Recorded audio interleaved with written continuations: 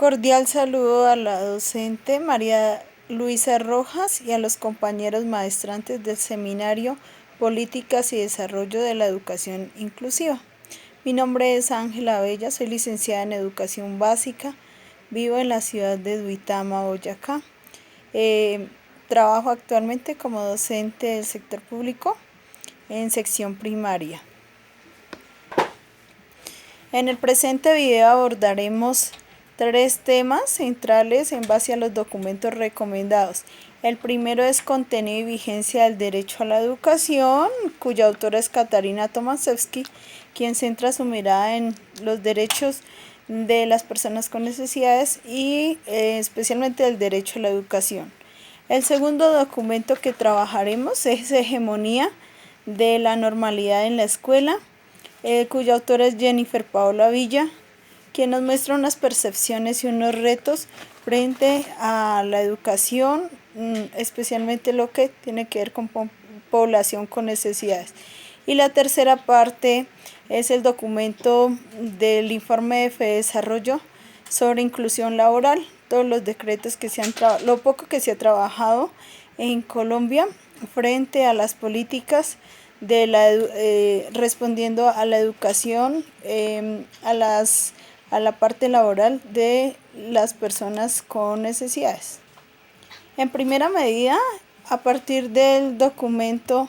de Katarina, debemos citar que ella insiste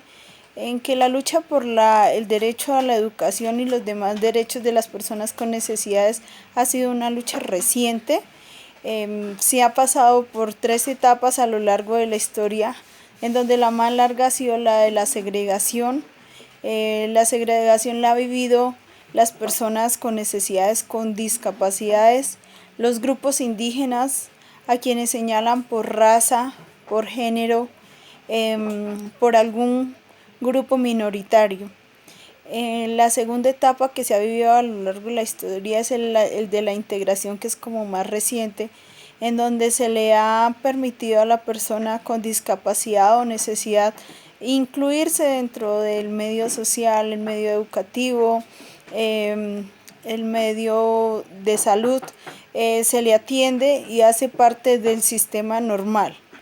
Y la tercera etapa, que es por la que estamos en este momento de cambio, es el de la atención a la diversidad, en donde se busca cambiar la percepción para que la sociedad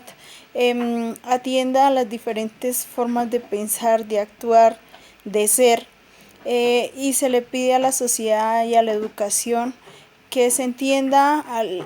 que se esté adaptada a la sociedad, a las personas en sus diversas formas de ser y de pensar, más no que la persona se tenga que adaptar a una sociedad de normalidad. La autora a su vez nos presenta otro pensamiento en el que insiste en su documento como una lección importante en cuanto a los derechos humanos. Nos pide aprender a aceptar el punto de vista diferente al que tiene la persona en sí, mirar, entender lo que pasa socialmente, lo que le pasa a otra persona desde la forma como el otro piensa.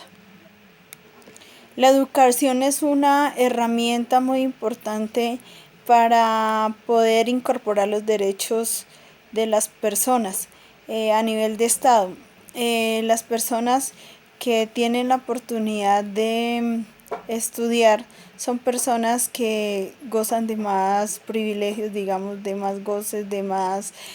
cosas que brinda la sociedad para disfrutar, para tener una vida integral.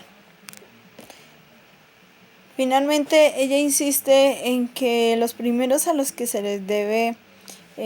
garantizar la educación es a los niños, obviamente por prioridad, y pues insiste en la lucha por esos derechos, en la defensa de esos derechos, en seguirlos promoviendo hasta que se hable de integralidad, más no de inclusión. El segundo documento, Hegemonía de la normalidad en la escuela, de Jennifer Paola Villa, nos presenta cómo a lo largo del contexto social, hablemos también de Colombia, se presenta un panorama en que las personas todas tenemos como unas características normales debemos adaptarnos a cómo la sociedad nos impone un modo, un estilo de vida entre los que son los normales. Cuando no nos adaptamos a ella, surgen unas barreras que son las que tienen que enfrentar las personas con necesidades o discapacidades.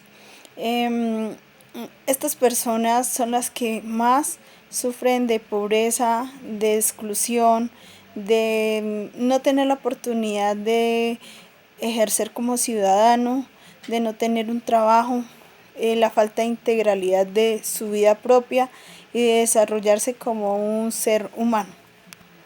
La autora nos pide cambiar la percepción y direccionar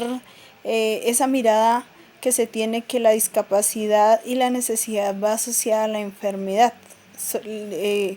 Nos pide tener una mirada más bien de retos, en donde en el campo educativo el reto está en que existan profesiones directamente encargadas de adentrarse en los diferentes síndromes, problemas que hay a nivel para atender población con necesidades y discapacidades, hacer un proceso inclusivo pero que sea fortalecido, realmente donde haya capacitación, formación profesional. También nos pide retarnos como educadores, como sistema educativo, en reestructurar las didácticas conforme a las necesidades de las personas. Y por último, considera que es bueno para buscar nuevos caminos de atención a la diversidad, que se unan tanto el espacio médico como el espacio psicológico, educativo, político, para poder atender a la población diversa. Del documento de FEDesarrollo debemos destacar que los esfuerzos que se han hecho como políticas propias para la población con necesidades han sido muy recientes, en donde cerca al año 2010 es cuando se empezaron a implementar políticas como tal, en donde se le daba espacio para que la población con necesidades pudiera vincularse al sector público,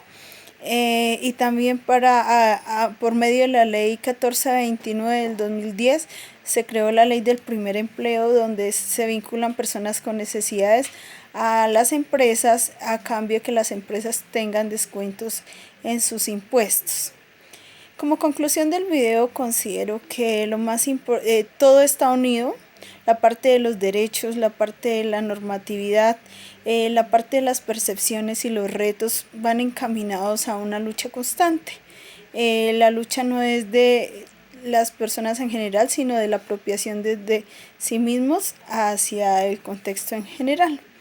Agradezco la atención prestada a este video. Espero que mis aportes sirvan para la retroalimentación de otras personas. Gracias.